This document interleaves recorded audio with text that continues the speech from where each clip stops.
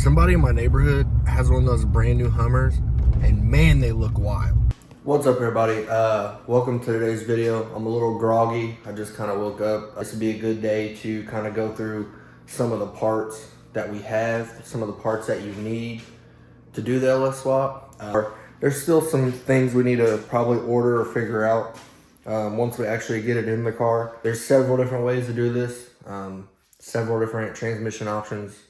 There's several different, all kinds of ways to do this. So the middle on cost for what you're getting. I bought some nice parts.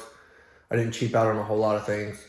But there were some things that I didn't buy that I could have. Like the biggest thing that I saved cost-wise is I already bought an exhaust for the Z, and it was a cheap Amazon exhaust, but it sounded great. Not gonna lie, best sounding exhaust I've ever heard on a VQ.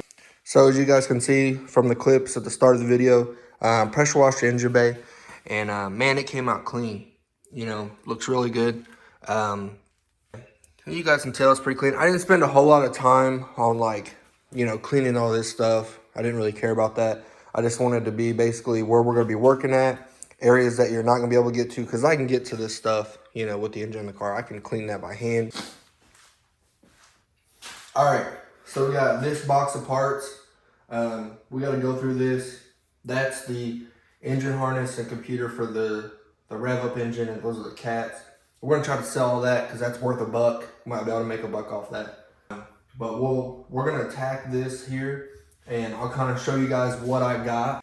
You're definitely going to need your LS engine, which I already put my plate on. I didn't do that on the video, but this is just an engine plate, so you can put it in and out of the car easily. Okay, my transmission of choice is the stock Z transmission. I have the 2006 Z, so I have the good transmission. You spend $2 grand on a T56, they only are good for, you know, 400 foot-pounds of torque or something stupid, and that's probably a brand new one. So you're talking about buying a junkyard T56, and prices are crazy right now. You know, you're gonna spend $2 grand on transmission and blow it up, or keep the transmission you have in the car that is probably gonna last. The gear ratios aren't as great, but we can deal with that. All right, so before we get too far into it, a lot of people run stock injectors. I'm gonna run stock fuel rail, but these are 65-pound injectors. All right, so we'll start with the more simple things. We already talked about the injectors. Ooh, some thunder, storming out there. So we've already talked about the injectors. Obviously, I'll show you a fuel pump I got when we get there. But simple things that you're gonna need, depending on what harness you're running. I chose to do a standalone. I have Holley EFI, which we'll talk about that. So I'm gonna lose everything on my instrument cluster other than the speedometer. So the speedometer is gonna work, but like coolant's not gonna work. Oil pressure, the stock oil pressure won't work anymore. The RPMs aren't gonna work, which I'm not real worried about RPM because it's just a drift car. It's not really a street car. I'm not really trying to get like max shifts or whatever. Most of the tracks that I'm gonna take this thing to, it's gonna be like leave it in second or third gear anyway. So not real big on the RPM thing. So what I got was a really, really cheap, I'm talking really cheap, just a digital RPM gauge. If it works, great. If it's a few hundredths off, great. I don't really care. I'm just doing this just for a mental thing for me, so I have something to look at. Definitely gonna need an oil pressure and a water temp. So we'll talk about these gauges. I did some research on what is the most cost-effective solution here, because I'm getting a lot of money wrapped up in this car, and it's not supposed to be that. It's supposed to be a seat time tool. We're not really trying to make this thing a show car. We want things that work. We want this thing to work, and we want it to work every time, over and over and over. And we want to do that on the smallest budget possible. That's what a seat time car is, and that's what we're trying to make here. So I opted to get mechanical gauges, and I did a lot of research on these. These are pretty good, moderate brand. They're about half the cost of Autometer. In my 240, I bought all odometer gauges, and I mean, you have several hundreds of dollars wrapped up in gauges really quick. But I chose to get a mechanical oil pressure because you can't go wrong with that. It's literally has a line going straight to your oil. You can see the line here. Your oil is going to run through that line. It's going to hit that gauge, and it's going to push that needle up. It's going to be close enough. This is right here is going to give you a really good idea if you have oil pressure or not. Same way, the water temp's a little bit different. It's going to be on electrical signal, but again, it's still a solid product. This is a Walmart gauge. We don't really care about that. So without buying a special harness with a bunch of CAN bus stuff on it, you're losing. Wow, it's storming out there, good. All right, so let's keep plugging into it. Things you're gonna need. You're gonna need a lot of GM sensors. This is a box that I have just full of sensors that I've pulled off of the engine. Again, kind of just, you need all your stuff, all your accessories, you know, spark plug wires, the water pump. Just make sure you got everything to go, ready to go. For sake of the video, I'm not gonna go through all of every individual part. You guys can, you know, Google that or whatever you gotta do. But basically, try to stick with stock OEM stuff. That's really all I'm trying to get at here with this is these are AC Delco spark plug wires. I mean, just try to stick with GM, genuine parts. Just get all the stock stuff you can. Chevrolet knows what they're doing. They've made this engine forever. You know, they've made the pushrod V8 forever. Buy their sensors. All right, guys. So obviously we're gonna need some engine mounts. You're gonna need some engine bushings. This is the transmission mounts, a conversion mount. You can't use a stock one. You gotta use a mount swap kit, or yeah, an engine swap kit, mount kit, whatever. You know what I'm saying? You're also gonna need a custom made starter. This comes with the ISR kit. I'm not sure if it's actual custom or if it's goes on another car. Them guys did all that work for you. That's why you buy the swap kit.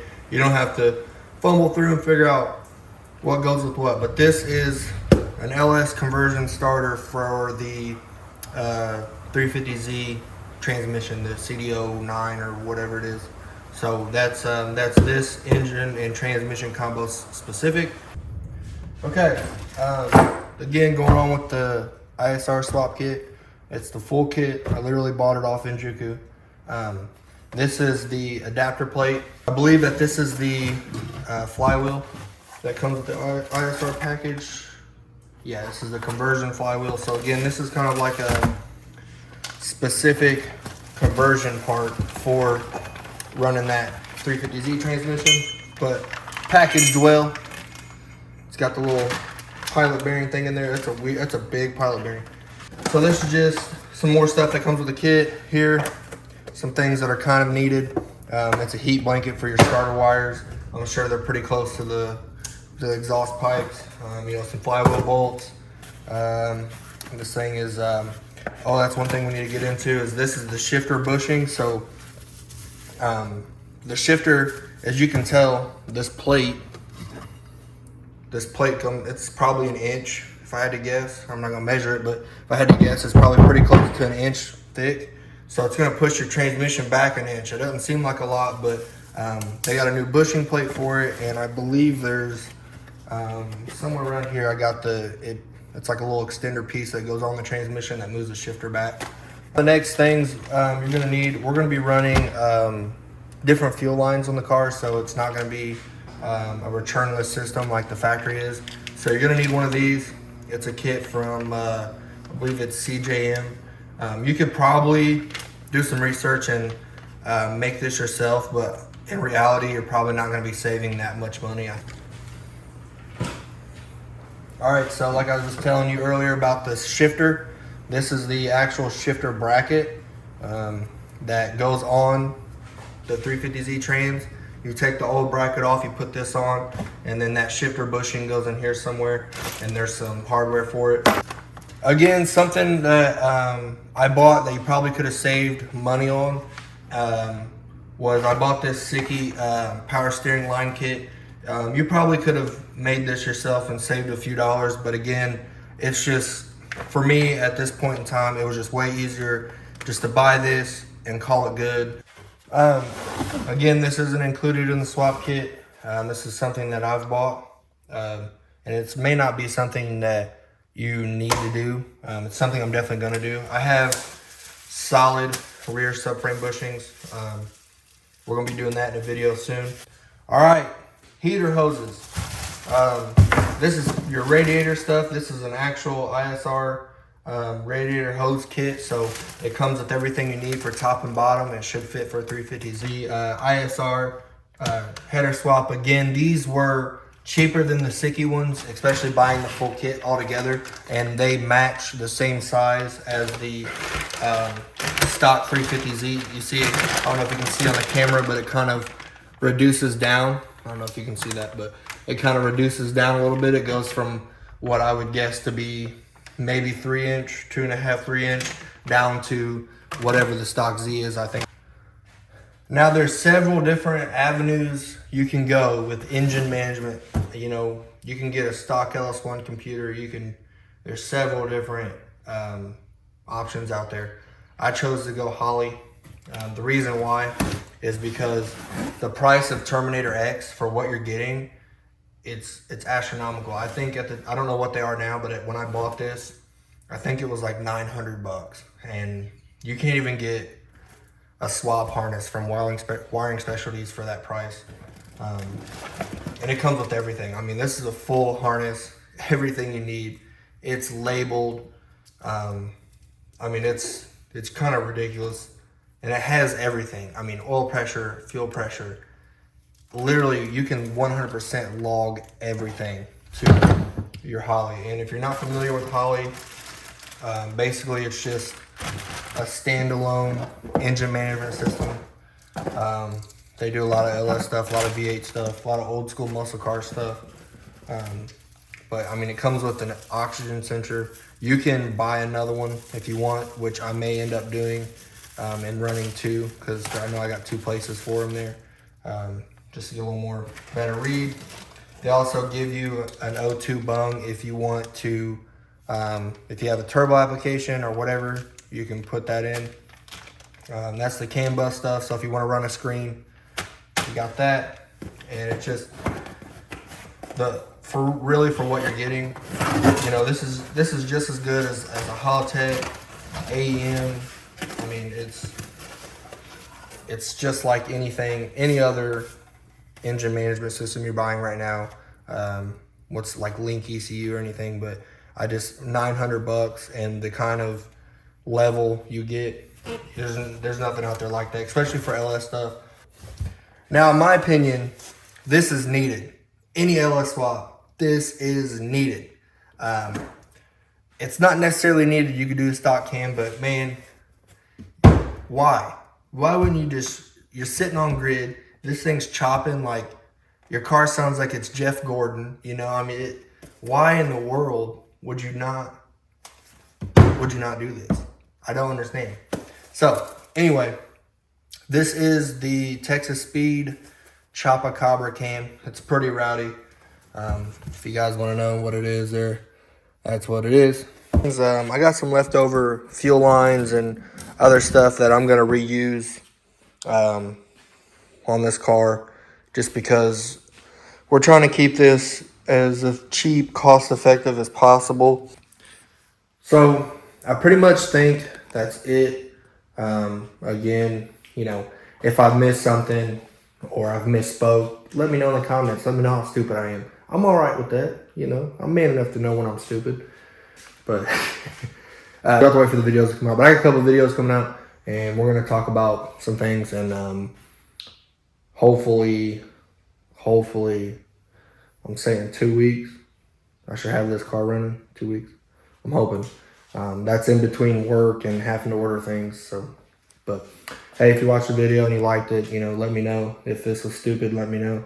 I appreciate it, and I really do enjoy making these videos. So I'm gonna continue to make them. And the people that's been watching me and support me, that's great. I love it. If you guys see me at events, you know, come say hi or whatever. I'm not opposed to talking to people. And if you guys want to get in on this YouTube stuff, let me know. That'd be cool. You know, we can do something. I'm all for making videos, and anybody who wants to make videos, just reach out to me. But other than that, We'll see you guys.